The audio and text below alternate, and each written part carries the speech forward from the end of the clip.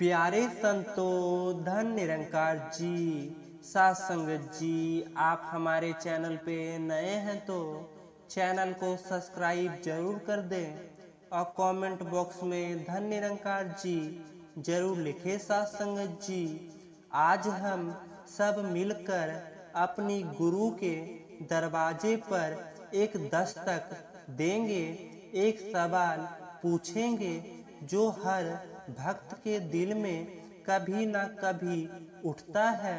एक सवाल जो हमारी इस पूरी यात्रा का मर्म है।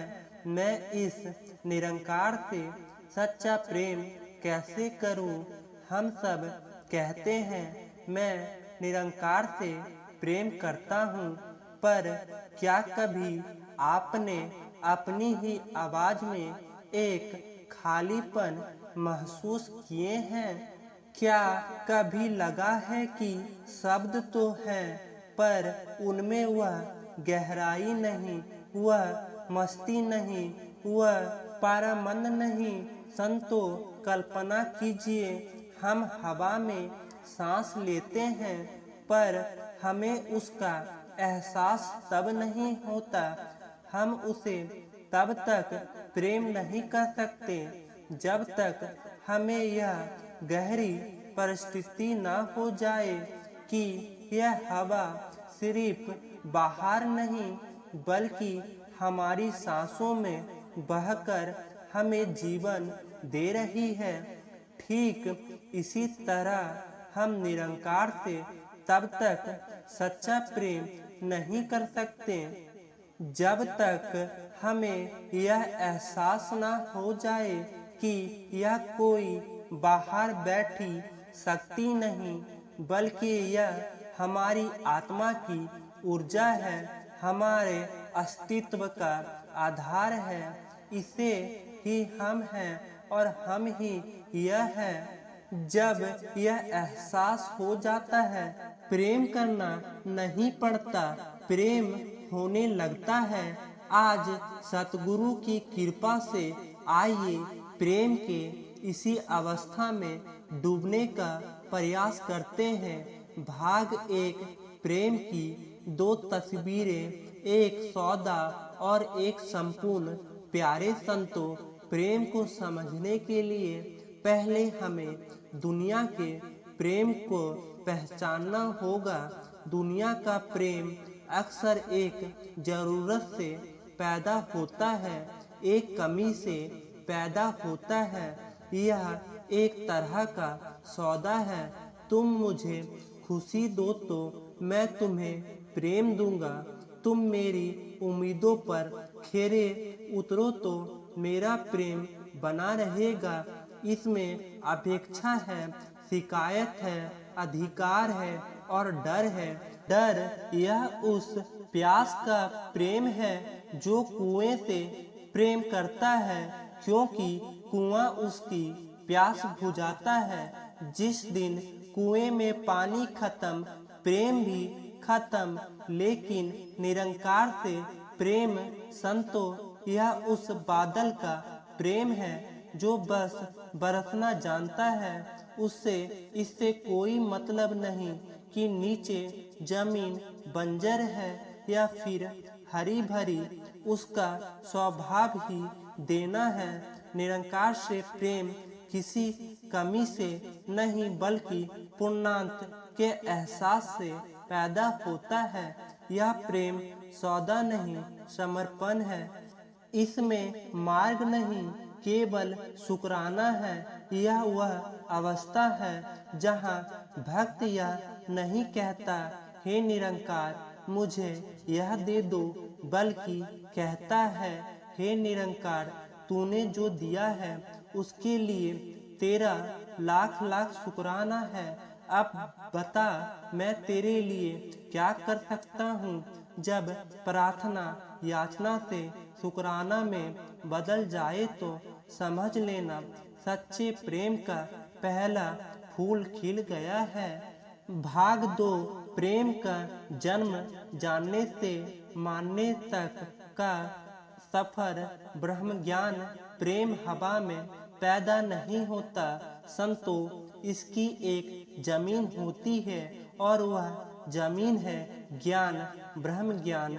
सतगुरु ने हम पर जो सबसे बड़ी कृपा की है वह यही है, उन्होंने हमें इस निरंकार की सिर्फ जानकारी नहीं दी बल्कि पहचान कराई है। उन्होंने हमारी उंगली पकड़कर हमें दिखाया है कि देखो, जिसे तुम पहाड़ों, गुफाओं और किताबों में ढूंढ रहे थे वह तो तुम्हारी अपनी ही चेतना का आधार है। तुम्हारे हर सांस में सुहाग बनकर चल रहा है। जैसे एक मछली पानी में ही रहती है पर उसे पता नहीं होता कि पानी क्या है। एक दिन कोई आता है और उसे पानी का एहसास करा देता है। बस यही ब्रह्मा ज्ञानी है। हम सब इस निरंकार के महासागर में ही थे पर हमें पता नहीं था। सतगुरु ने आकर बस उस एहसास को जगा दिया। लेकिन संतो, ज्ञान का मिलना तो बस एक बीज का मिलना है। प्रेम का पौधा तो तब उगेगा जब इस बीज को मानने और जीने की जमीन में बोया जाए। जब यह ज्ञान हमारे दिमाग से उतरकर हमारे दिल की धड़कन बन जाए, हमारे खून में रवानी बन जाए, तब बात बनती है भाग 3 प्रेम का पोषण, सिमरन, सत्संग और सेवा की। त्रिवेणी बीज को पौधा बनाने के लिए 3 चीजें चाहिए, पानी, कादा और धूप। हमारे इस प्रेम के बीज के लिए देनी है सिमरन, सत्संग और सेवा। पहला है सिमरन, प्रेम का निरंतर समरन। सिमरन केवल तू ही निरंकार का रटना नहीं है। संतो, यह समरन है, रिम्बेश है। यह हर पल इस एहसास को ताजा रखने की कोशिश है कि मैं अकेला नहीं हूँ, मेरा प्रभु मेरे साथ है। जैसे एक माँ बाजार में खरीदारी करते हुए भी अपनी छोटे बच्चे का हाथ कसकर पकड़ती रहती है, उसका ध्यान बच्चे पर ही रहता है। वैसे ही एक भक्त दुनिया का हर काम करते हुए भी अपने मन की प्रकट इस निरंकार पर बनाए रखता है। यही सिमरन है। जब आप सुबह उठें और पहली सांस के साथ इसका शुक्राना करें तो यह सिमरन है। जब आप किसी की मदद करें और मन में भाव आए कि निरंकार तेरी कृपा से कर पाया, यह सिमरन है। मान करे और आपको याद आए कि इसमें भी तो तू ही है, मैं किससे नाराज हूँ, यह सिमरन की पराकाष्ठ है। सिमरन प्रेम को जगाए रखता है, उसे सोने नहीं देता। दूसरा है संगत, प्रेमियों का महाकुंभ। एक अकेला कोयला पड़ा रहे तो बुझ जाता है, पर जब बहुत सारे कोयला एक साथ हो तो आग दहकती रहती है। संगत वही दहकती हुई आग है।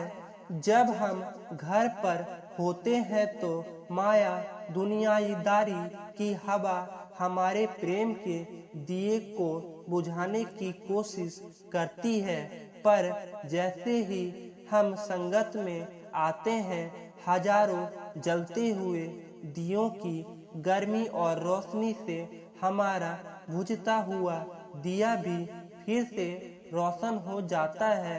संगत में आकर हमें पता चलता है कि इस रास्ते पर हम अकेले नहीं, दूसरों के भाव सुनकर, उनके अनुभव सुनकर हमारा विश्वास मजबूत हो जाता है। संगत वह चुंबकीय क्षेत्र है जो हमारे बिखरे हुए मन को खींचकर एक दिशा में निरंकार की दिशा में केंद्रित कर देती है।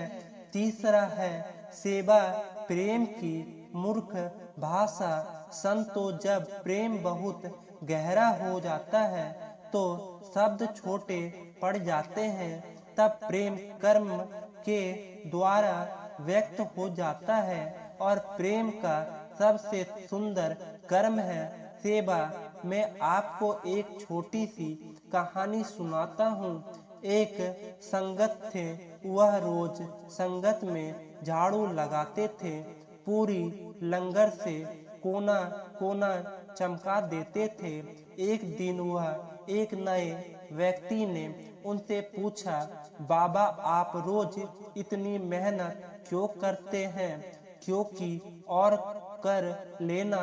संत मुस्कुराए और बोले, बेटा जब मैं झाड़ू उठाता हूँ तो मैं जमीन का कूड़ा साफ नहीं करता, मैं अपने मन का अहंकार साफ करता हूँ। जब मैं झुककर सेवा करता हूँ तो मैं निरंकार के आगे झुकता हूँ। हर एक तिनका उठाते हुए मैं इसका शुक्राना करता हूँ कि इसने मुझे इस लायक समझाया कि मैं इसके घर को साफ कर सकूं। यह झाड़ू नहीं, यह मेरे प्रेम की आवश्यकता है, मेरे प्रार्थना है। संतो यही सेवा का भाव है। सेवा चाहे तन की हो, मन की हो या फिर धन की हो, जब सेवा में करता हूँ इस भाव से ऊपर उठकर मुझे करवाई जा रही है कि भाव से की जाती है तो वह सेवा निरंकार के चरणों में चढ़ा हुआ सबसे खूबसूरत फूल बनी रहती है। भाग 4 प्रेम की कसौटी और प्रमाण जीवन में बदलाव। सच्चा प्रेम केवल एक एहसास बनकर नहीं रह सकता, वह आपके जीवन को बदल देगा। उसकी पहचान क्या है? उसका प्रमाण क्या है? प्रमाण है आपके व्यवहार में नरमी। जब दिल में प्रेम से भरा हो तो जबान कठोर हो ही नहीं सकती। प्रमाण है आपके चेहरे पर सुकून, जिसे यह पता चल गया कि हर पल संभालने वाला साथ है। उसके चेहरे पर चिंता की लहरी नहीं हो सकती। प्रमाण है आपकी आंखों में सबके लिए बराबरी, जो हर किसी में आपने प्रीतम को देखा है। वह ऊंच नीच जाति पाति का भेद कैसे कर सकता है? मिशन के 5 प्रण इसी प्रेम का व्यवहारिक संविधान है। वह नियम नहीं बल्कि एक प्रेमी के स्वाभाविक गुण है। प्रमाण है क्षमा करने की शक्ति।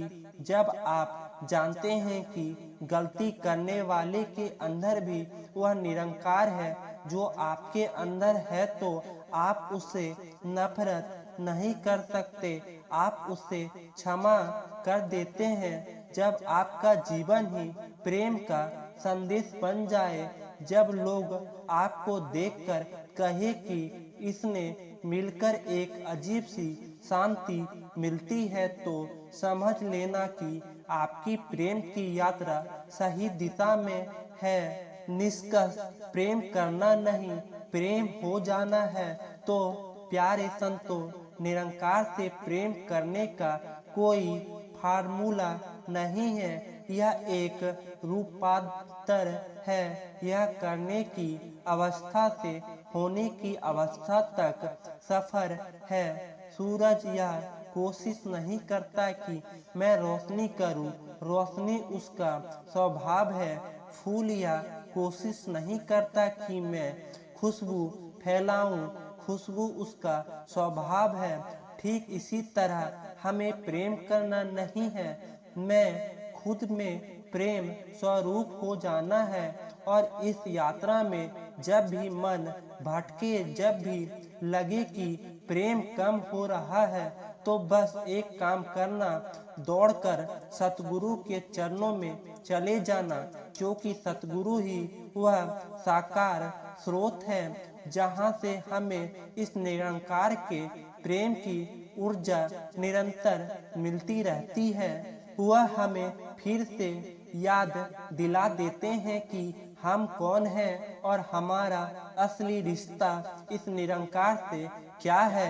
आइए हम सब मिलकर अरदास करें, हे निरंकार, हे सतगुरु, हम पर ऐसी कृपा करो, ऐसी रहमत बरसाओ कि हमारा रोम रोम तेरे प्रेम से सवार हो जाए, हमारी हर सांस तेरा शुक्राना करे, तेरी बंदगी बन जाए और हमारा पूरा जीवन ही प्रेम की एक जिंदा मिसाल बन जाए।